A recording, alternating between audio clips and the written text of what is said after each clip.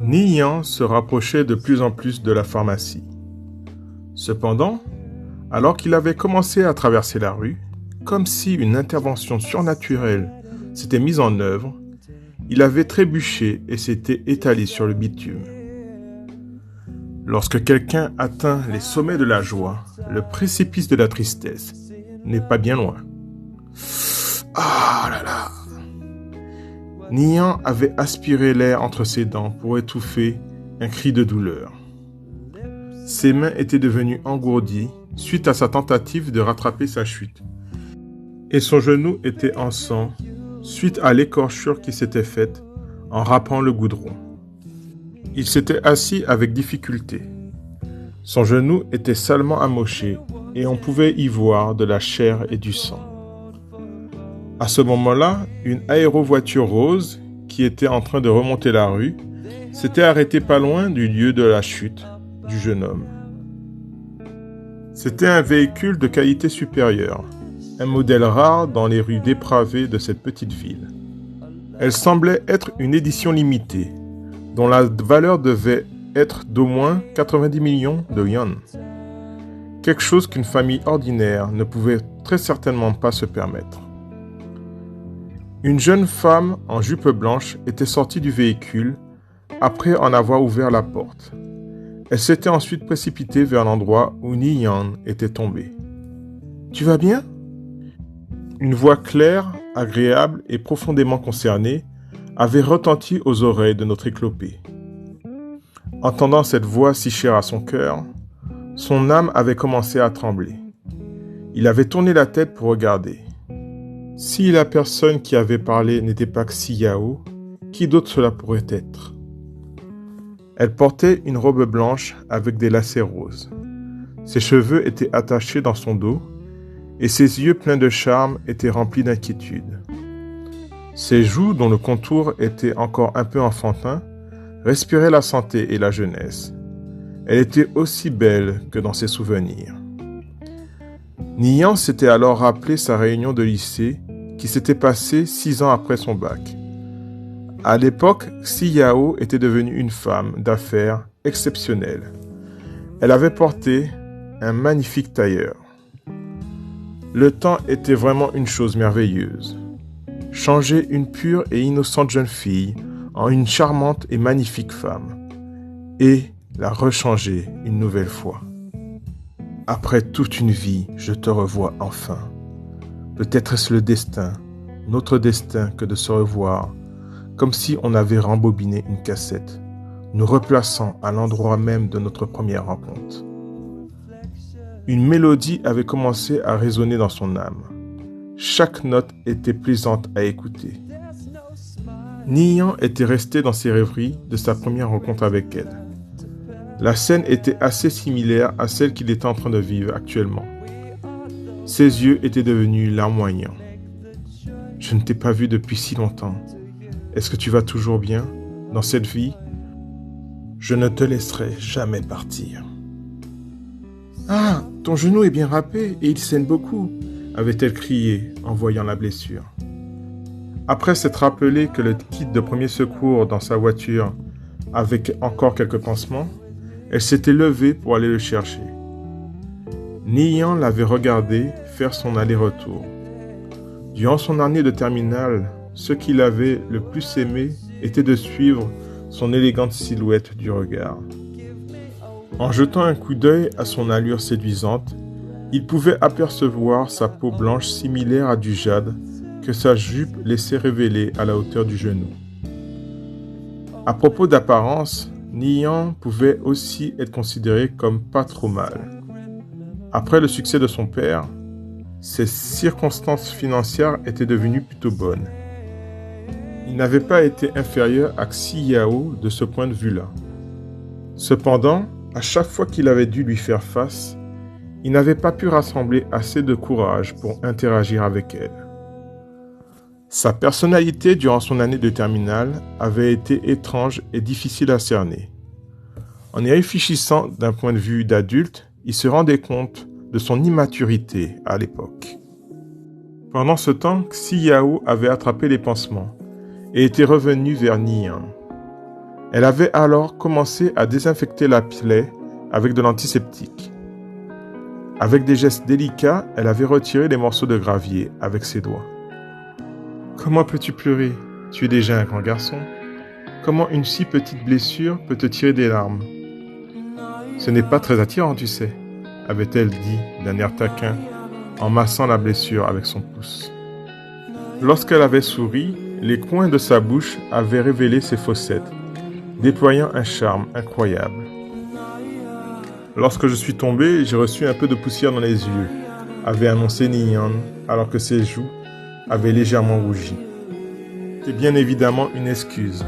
La véritable raison de ses larmes était la joie de revoir sa bien-aimée en chair et en os. Il avait eu l'impression d'avoir reçu un seau d'eau chaude en pleine tête, avec la présence de Xiao si proche de lui. Un mélange d'amertume et de joie avait envahi son esprit, le rendant chaotique. L'attention de la jeune fille était entièrement portée sur sa blessure. Celui-ci avait levé la tête et avait regardé le visage de Xiao, alors qu'elle était penchée vers lui. Sa peau était comme du jade, sans la moindre imperfection. Elle était souple et tendre. Une mèche de cheveux pendait devant son oreille, accompagnant les courbes de ses belles boucles d'oreilles. Par le passé, lorsque lui et Xiao étaient camarades de classe, il avait toujours aimé la regarder en secret durant les cours. Peu importait combien de temps il la regardait, il n'avait jamais été rassasié. Xiao était sans doute possible la plus belle fille de sa classe. Bien que les autres classes aient aussi de jolies filles, Nyan avait toujours affirmé qu'elle était la plus belle de tout le lycée. Après leur première rencontre, il ne l'avait jamais oubliée. Plus tard, lorsqu'ils s'étaient recroisés au lycée, il avait été surpris d'apprendre qu'ils étaient dans la même classe. Non seulement ça, mais ils étaient aussi voisins de table. Ce n'était que 10 ans après qu'ils s'étaient enfin rendus compte. Même si deux personnes sont destinées à être ensemble, si l'une d'entre elles ne saisit pas l'opportunité, ils rateraient tous les deux leur chance. Lorsqu'il avait enfin compris ça, il était déjà trop tard. « Pourquoi tu es venue dans ce quartier toute seule? C'est vraiment une zone dangereuse où beaucoup de criminels opèrent, avait dit Nyan, d'un ton véritablement concerné. C'était vraiment une zone malfamée, tout particulièrement pour une magnifique jeune femme comme Xiao et dans une voiture de luxe. Ne me sous-estime pas, je suis ceinture noire 3e dan en taekwondo. Lorsque j'aurai 21 ans, je serai certainement capable d'atteindre le 4e dan. Si tu me crois pas, laisse-moi te montrer, avait-elle dit, tout en se mettant en position de combat. Puis soudain, son visage devint tout rouge. Elle avait quitté sa position de combat en disant « En fait, oublie, je porte une jupe aujourd'hui, mais je suis vraiment super forte. » Elle avait dit ça innocemment, sans le moindre trace de mensonge. Nyan avait répondu avec un rire. Et après avoir discuté un moment avec elle, il avait confirmé que cette jeune femme était bien la Xiao qu'il connaissait. La fille sincère, adorable, pleine de vie et insouciante, dont il était tombé amoureux. Pourtant, après être entré à l'université, ils s'étaient rencontrés à nouveau, et cette innocence et cette joie de vivre semblaient n'être plus qu'un lointain souvenir. Apparemment, vivre une période de stress pouvait changer quelqu'un. Xiao avait commencé à jauger un petit peu Nyan. Comparé à elle, il semblait plus jeune de quelques années. Sa taille était plus ou moins égale à la sienne, soit environ 1,70 m.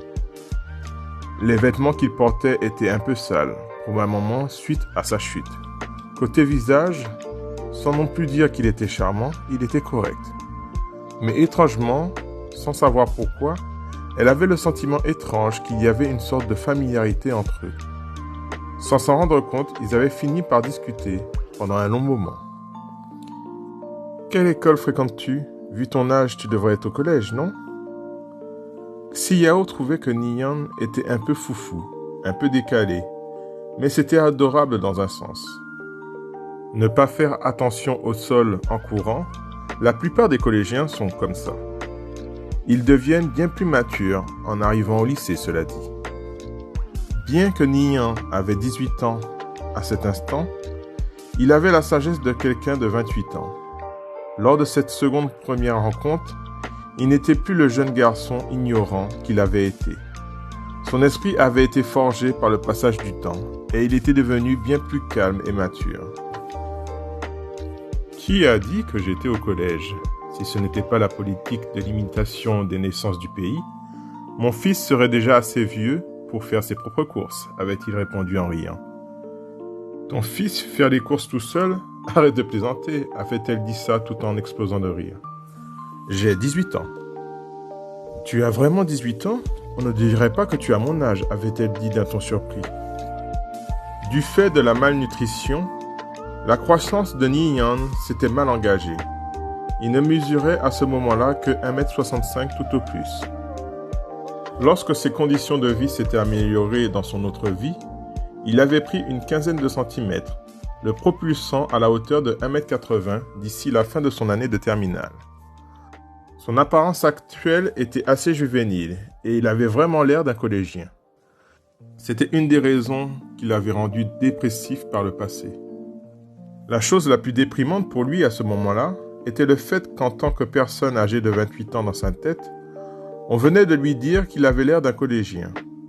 Mais comme c'était vrai que son visage était un peu poupin, il n'avait pas pu argumenter en sa faveur.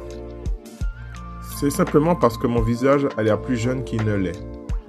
Si tu es jeune, tu es jeune. Tu ne veux toujours pas l'admettre, avait-elle retorqué en gloussant une main devant la bouche. Elle avait le pressentiment que Nian était vraiment une personne amusante. Tous les garçons de sa classe étaient soit trop timides pour lui parler, ne sachant quoi lui dire, soit trop vaniteux, ce qui la dégoûtait.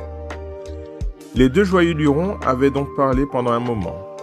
Nian avait eu l'air parfaitement à l'aise pendant tout ce temps, tout en discutant avec Xiao, la taquinant occasionnellement avec quelques fines remarques. Il était en constante observation de l'expression joyeuse de sa dulcinée. Cela lui rappelait la fin de sa première terminale. Lui et Xiao avaient été camarades de classe et voisins de bureau pendant toute une année. Il avait toujours cru qu'il ne pourrait jamais rien se passer entre eux. Ils avaient été deux personnes de deux mondes complètement différents. Il avait continué à l'admirer en secret, réalisant tout ce qu'il pouvait lui demander. Cependant, il ne lui avait jamais fait de déclaration, se disant qu'elle était trop bien pour lui. Il n'aurait jamais pensé à l'époque qu'après la remise de diplôme, il recevrait un cadeau de sa part. Peut-être avait-il laissé une marque dans le cœur de la jeune fille. Le cadeau en question était une photo de Xiao quand elle avait 12 ans. À l'époque, elle était encore une petite fille joufflue. C'est le genre d'image qu'une personne ne pourrait partager qu'avec quelqu'un qu'elle considérait proche d'elle. Après le lycée, Nian avait été incapable d'oublier Xiao, et les deux étaient restés en contact. Après avoir été réincarné, Nian avait décidé de ne jamais s'autoriser à rater cette opportunité. Avoir rencontré une nouvelle fois l'amour de sa vie, son esprit était dans une sorte de stupeur joviale. Dans sa vie passée et dans sa vie actuelle, lui et Xiao semblaient partager un lien plus fort que le destin. Les yeux clairs et limpides de la jeune fille jetaient des coups d'œil discrets au visage de Nian, le jugeant un peu plus qu'auparavant.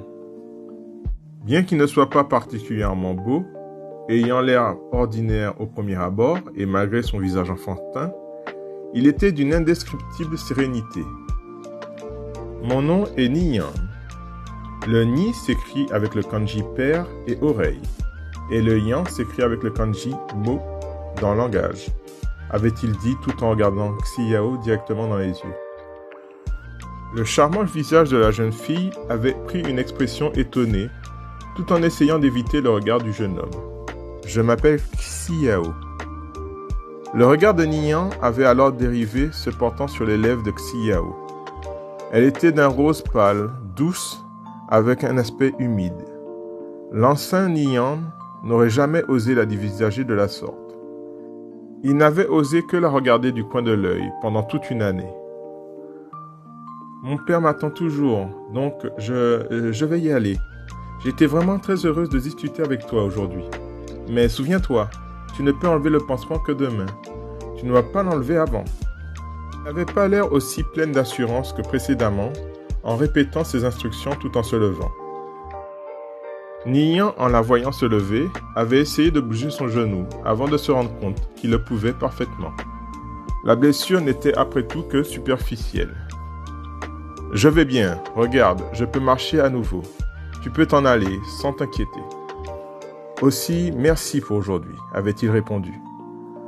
Malgré sa volonté de parler un peu plus avec Si Yao, il savait qu'il devait prendre son mal en patience. Il étudierait bientôt dans la même classe, il aurait alors plein d'opportunités d'apprendre à la connaître et surtout de se faire connaître d'elle. Dans ce cas, j'y vais. Bye bye, lui avait-il répondu avec un sourire, tout en commençant à boitiller en direction de la pharmacie.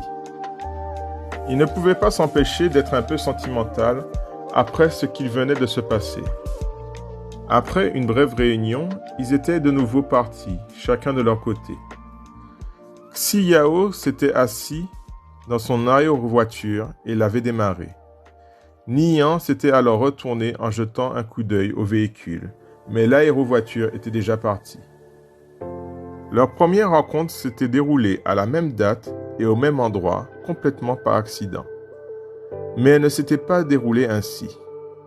À l'époque, il n'avait pas été capable de prononcer une phrase cohérente.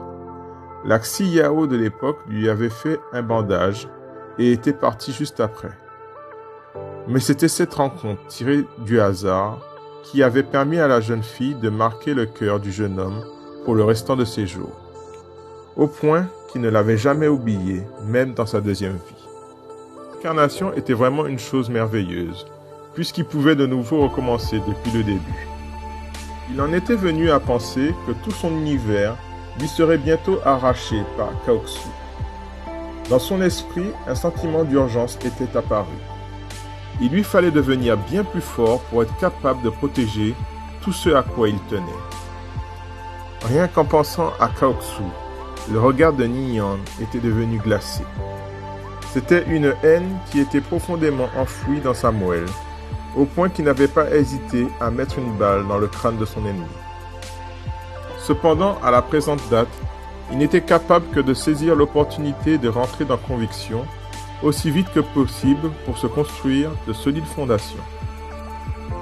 Conviction était différent des autres jeux, et c'était naturellement, car il allait devenir le second monde de l'humanité. Le jeu allait transformer le monde entier, et il savait qu'il pouvait obtenir ce qu'il voulait en y jouant. À la pharmacie, il avait acheté des médicaments contre le rhume.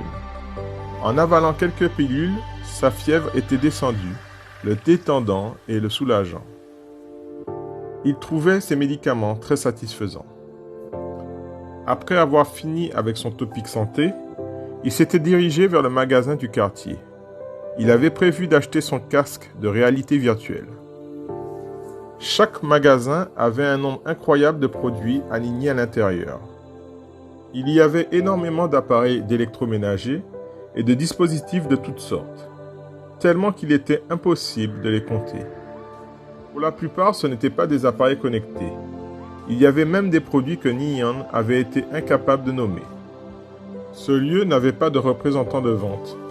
Il suffisait de passer sa carte pour recevoir ce qu'on voulait acheter.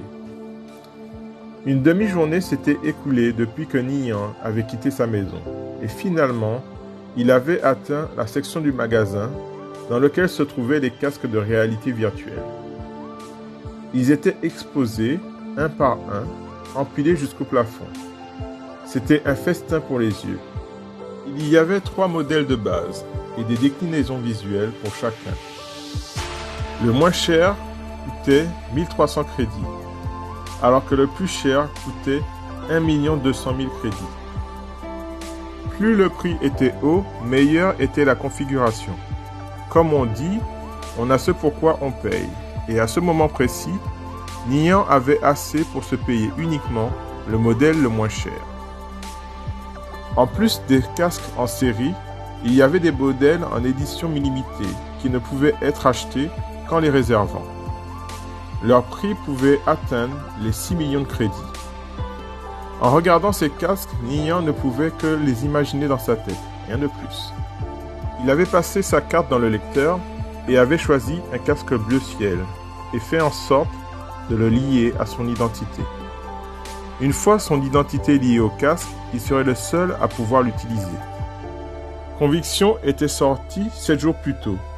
Cela voulait dire que le joueur du plus haut niveau était probablement du niveau 5. Il lui restait donc suffisamment de temps pour le rattraper. Après avoir été réincarné, il était persuadé que cela ne serait pas compliqué pour lui d'oblitérer n'importe quel adversaire d'une façon imposante et spectaculaire. Grimpe jusqu'au sommet du monde et toutes les montagnes en dessous auront l'air insignifiantes.